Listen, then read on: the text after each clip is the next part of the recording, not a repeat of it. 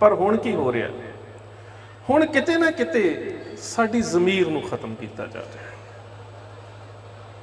वरतारे ही ऐसे वापर रहे ने कि किते ना किते सानू सरीरक तौर पर खत्म किया गया, मानसिक तौर पर खत्म किया गया, आर्थिक तौर पर खत्म किया गया। तो हुण जिस तरह के नाल असीं वेख रहे हैं, सानू ज़मीरता तौर पर खत्म किया जा रहा है। साडी मानसिकता के अंदर एक हीनता भरी जा रही है।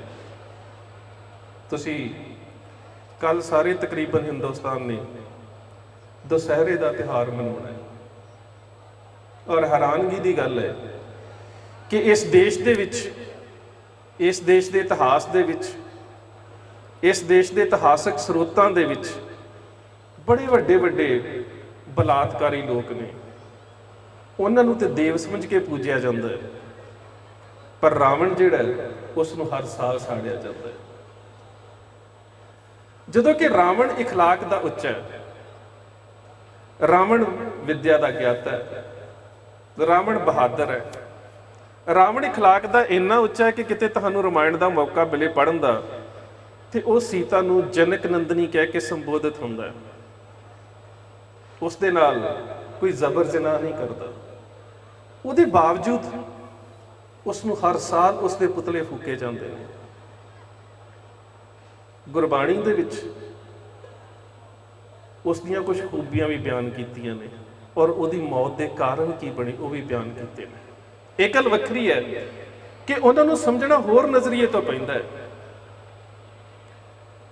गुरु साहब ने रावण दे विच एक नुक्स कढ़िया है, लंका गढ़ सोने का पया, मूर्ख रावण क्या ले गया। इनू समझण की लोड़ है। सिर्फ मूर्ख शब्द वरतिया, नहीं तो बहुत सारे ऐसे देवते ने इस समाज नाल संबंधित जिन्हां दे बारे गुरु साहब ने बड़े सख्त शब्द वरते ने। रब मैला, मैला है इंद, मैला ब्रह्मा, मैला चंद, किन्ने शब्द वरते ने, पर रावण के बारे शब्द सिर्फ इन्ना वरत्या है, मूर्ख रावण क्या ले गया। वो मूर्ख क्यों है? लंका गढ़ सोने का पया, ਉਹਦੇ ਕੋਲ सोने की लंका है। ਉਹਦੀ मूर्खता कित्थे है? क्योंकि वो सारे आर्थिक खजाने के उपर एका केंद्रित अधिकार रखी बैठा है। तो सच जानियो, जिहड़ा रावण का दुश्मन सी उही नीति तुहाडे दुश्मन की है। जिहड़ा तुहाडा दुश्मन है वो तुहाडी ताकत ते कमजोरी दो चीज़ों का अध्ययन करता है। रावण दियां भी इन्हां दोवां चीज़ों का अध्ययन किया गया। रावण तो द्रावड़ राजा है, उन्होंने ब्राह्मण के तौर पर क्यों प्रवान किया गया? क्योंकि वह वेदां का ज्ञाता होना, वह चंगे अखलाक का मालिक होना, वह बहादुर होना, वह विद्वान होना, ये सारियां जिहड़ियां खूबियां ने उत्थे आके ये समाज महसूस करता है कि असी दुश्मन भी जे अपना बनाउणा है ना, तो उसनूं द्रावड़ ना बनाया जाए, जिहदे विच ज़्यादा खूबियां ने, अपने दुश्मन नूं भी उच्चा गिणिया जाए। ये जिहड़ी मानसिकता है ये दुश्मन दीयां कमजोरियां दा और उहदियां शक्तियां दा निरीखण करती है। तो गुरु साहब ने भी किया है। गुरु साहब ने पहला नुक्स कढ़िया है कि एका केंद्रित अधिकार। उसने सब कुछ अपने अधीन रखने की कोशिश की। औरंगजेब ने भी यही कुछ किया है ना, अस सफा तहतम सैफ, शरा दे नाल सब कुछ मेरे अधीन हो जाए, पर गुरु साहब ने इंज नहीं किया।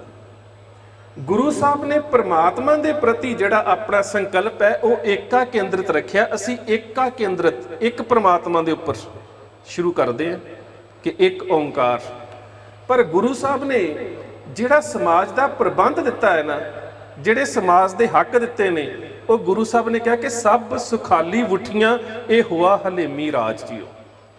हलेमी राज दे विच राजसी सत्ता जिहड़ी है वो बहु केंद्रित है, पर साडा परमात्मा नूं मनण दा जिहड़ा संकल्प है वो एका केंद्रित है।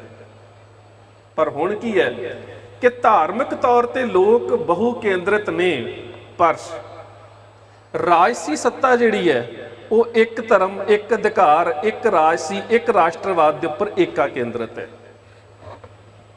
दूसरी गल गुरु साहब ने कहा, लंका सा गढ़ समुंद सी खाई, तह रावण घर खबर ना काई। ਕਿ ਲੰਕਾ ਵਰਗਾ ਕਿਲਾ ਹੋਵੇ, ਸਾਰੇ ਪਾਸੇ ਸਮੁੰਦਰ ਹੋਵੇ ਤੇ ਉਹਦਾ ਖੁਫੀਆ ਤੰਤਰ ਇੰਨਾ ਕਮਜ਼ੋਰ ਹੋਵੇ ਕਿ ਉਸ ਨੂੰ ਆਪਣੇ ਰਾਜ ਦੇ ਵਿੱਚ ਦੁਸ਼ਮਣ ਦੀ ਆਮਦ ਦਾ ਪਤਾ ਨਾ ਲੱਗੇ। ਇਹਦਾ ਮਤਲਬ ਕਿ ਉਹਦਾ ਖੁਫੀਆ ਤੰਤਰ ਕਮਜ਼ੋਰ ਸੀ। ਤੇ ਤੀਸਰੀ ਗੱਲ ਜਿਹੜੀ ਸਭ ਤੋਂ ਵੱਡੀ ਸਮਝਣ ਵਾਲੀ ਹੈ, ਗੁਰੂ ਸਾਹਿਬ ਨੇ ਭਪੀਖਣ ਦੇ ਬਾਰੇ ਗੁਰਮੁਖ ਸ਼ਬਦ ਵਰਤਿਆ। ਤੇ ਜਿਹੜੇ ਲੋਕ ਭਪੀਖਣ ਦੀ ਮਦਦ ਦੇ ਨਾਲ ਜਿੱਤੇ, ਉਹਨਾਂ ਨੇ ਸ਼ਬਦ ਪਤਾ ਕੀ ਵਰਤਿਆ? ਘਰ ਕਾ ਭੇਦੀ ਲੰਕਾ ਡਾਏ। ਇੱਥੇ ਹੁਣ ਤੁਹਾਨੂੰ ਨੀਤੀ ਨੂੰ ਸਮਝਣ ਦੇ ਵਿੱਚ ਆਸਾਨੀ ਹੋ ਜਾਵੇਗੀ ਕਿ ਜਿਹੜਾ ਰਾਜਸੀ ਸੱਤਾ ਦੇ ਤੌਰ ਦੇ ਉੱਪਰ ਇਹਨਾਂ ਦੀ ਮਦਦ ਵੀ ਕਰਦਾ ਹੈ, ਉਹਨੂੰ ਵੀ ਬਦਨਾਮ ਕਰ ਦਿੱਤਾ ਜਾਂਦਾ ਹੈ, ਵਰਤ ਕੇ ਸੁੱਟ ਦਿੱਤਾ ਜਾਂਦਾ ਹੈ। ਗੁਰੂ ਸਾਹਿਬ ਨੇ ਗੁਰਮੁਖ ਭਪੀਖਣ ਸ਼ਬਦ ਕਿਉਂ ਵਰਤਿਆ ਗੁਰਬਾਣੀ ਦੇ ਵਿੱਚ? ਕਿਉਂਕਿ ਉਹ ਬਹੁ ਕੇਂਦਰਿਤ ਸੱਤਾ ਦਾ ਪ੍ਰਤੀਕ ਹੈ। ਉਹ ਰਾਵਣ ਦੇ ਏਕਾ ਕੇਂਦਰਿਤ ਰਾਜ ਦਾ ਵਿਰੋਧੀ ਹੈ। ਇਸੇ ਕਰਕੇ ਜਦੋਂ ਲੰਕਾ ਲੁੱਟੀ ਵੀ ਜਾਂਦੀ ਹੈ ਤੇ ਗੁਰੂ ਸਾਹਿਬ ਸ਼ਬਦ ਵਰਤਦੇ ਨੇ, ਲੰਕਾ ਲੂਟੀ ਦੈਂਤ ਸੰਤਾਪੇ। ਉਹਦੇ ਏਕਾ ਕੇਂਦਰਿਤ ਰਾਜ ਤੋਂ ਦੁਖੀ ਸਨ ਲੋਕ। ਪਰ ਹੁਣ ਤੁਸੀਂ ਉਸ ਨੀਤੀ ਨੂੰ ਸਮਝ ਲਓ ਕਿ ਜਿਹੜੀ ਨੀਤੀ ਇਹਨਾਂ ਨੂੰ ਜਿੱਤ ਦੇ ਵਿੱਚ ਮਦਦ ਵੀ ਕਰਦੀ ਹੈ, ਇਹ ਰਾਜਸੀ ਸੱਤਾ ਉਸ ਨੂੰ ਗਦਾਰ ਕਹਿ ਕੇ ਆਪਣੇ ਆਪ ਦੇ ਵਿੱਚੋਂ ਵਰਤਣ ਤੋਂ ਬਾਅਦ ਦਰਕਿਨਾਰ ਕਰ ਦਿੰਦੀ ਹੈ ਕਿ ਘਰ ਕਾ ਭੇਦੀ ਲੰਕਾ ਢਾਏ। ਜਦੋਂ ਕਿ ਉਹ ਘਰ ਦਾ ਭੇਦੀ ਜੇਕਰ ਇਹਨਾਂ ਦੀ ਮਦਦ ਨਾ ਕਰਦਾ ਤੇ ਲੰਕਾ ਨੂੰ ਢਾਇਆ ਹੀ ਨਹੀਂ ਸੀ ਜਾ ਸਕਦਾ। ਤੁਹਾਨੂੰ ਇਸ ਨੀਤੀ ਨੂੰ ਸਮਝਣਾ ਪਵੇਗਾ। ਤੁਸੀਂ ਆਪਣੇ ਇਤਿਹਾਸ ਦੇ ਵਿੱਚੋਂ, ਇਹਨਾਂ ਵਰਤਾਰਿਆਂ ਦੇ ਵਿੱਚੋਂ ਸਾਰਿਆਂ ਨੂੰ ਸਮਝਣ ਦੀ ਕੋਸ਼ਿਸ਼ ਕਰੋਗੇ, ਫਿਰ ਸਾਨੂੰ ਪਤਾ ਲੱਗੇਗਾ ਕਿ ਗੁਰੂ ਸਾਹਿਬ ਨੇ ਸਾਨੂੰ ਇਹ ਗੱਲ ਕਿਉਂ ਕਹੀ ਸੀ ਕਿ ਜੇ ਜੀਵੇ ਪਤ ਲੱਥੀ ਜਾਏ, ਸਭ ਹਰਾਮ ਜੇਤਾ ਕਿਛ ਖਾਏ। ਫਿਰ ਸਾਨੂੰ ਉਸ ਸਰੀਰ ਦਾ ਔਰ ਜ਼ਮੀਰ ਦਾ ਪਤਾ ਲੱਗੇਗਾ। ਨਹੀਂ ਤੇ ਸੱਚ ਜਾਣਿਓ, ਜਿਸ ਤਰ੍ਹਾਂ ਦੇ ਵਰਤਾਰੇ ਵਾਪਰ ਰਹੇ ਨੇ, ਉਹ ਇੱਕ ਨੀਤੀ ਦਾ ਹਿੱਸਾ ਨੇ। ਵੱਧ ਰਹੀਆਂ ਬਲਾਤਕਾਰ ਦੀਆਂ ਘਟਨਾਵਾਂ ਤੁਸੀਂ ਰੋਜ਼ ਵੇਖਦੇ ਹੋ।